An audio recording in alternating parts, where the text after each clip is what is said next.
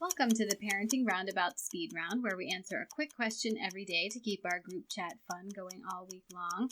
So my kids have finally started back to school, and my son is now at a school where he can bike to school on his own, which is nice.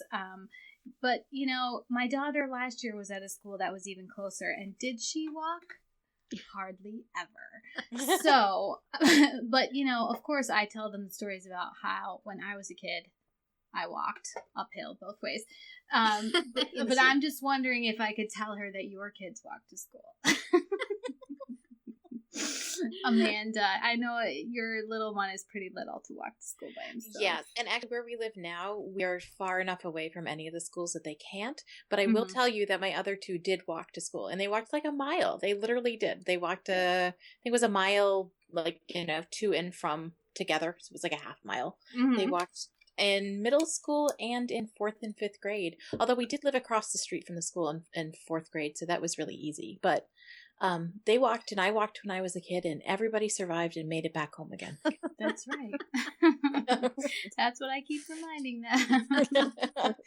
Now, Terry, of course, your kids are not in school anymore. Yeah. But did they ever, when they went to the high school that's right by your house, were they able to walk? They did walk, and you know what? Even though our back window faces onto the school, that was the most treacherous walk you could imagine, because they had to walk through the road that goes through the parking lot, and people just drive that like it's the Indy 500. They're like, you know, I keep thinking, you know, if you hit a kid, it's going to make you late for work, so you might want to just slow down. That was really difficult. But we also, I mean, when they were little, they had the special ed bus, and then after I dismissed that, they started. I started driving them, so we did kind of all three. We've had the full spectrum. I liked the walking, but I had to look out my back window and make sure nobody killed them. Yell at cars. That's always that's a time saver. Yes. It's a bonus.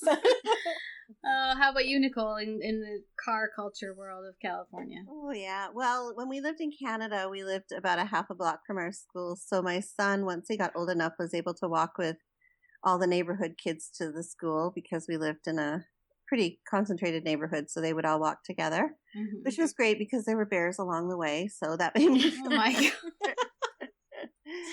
Only Nicole would. Yeah. No, that would happen here too, actually. That's true. Yeah.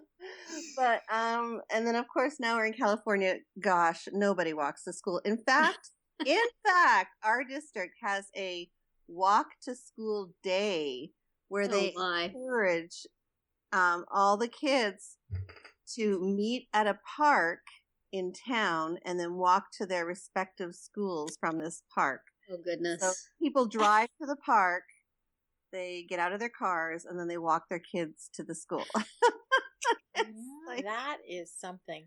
So wow. And then, of course, I grew up walking everywhere, and quite literally, like any time of the year, minus 40, you know. Right. Yeah.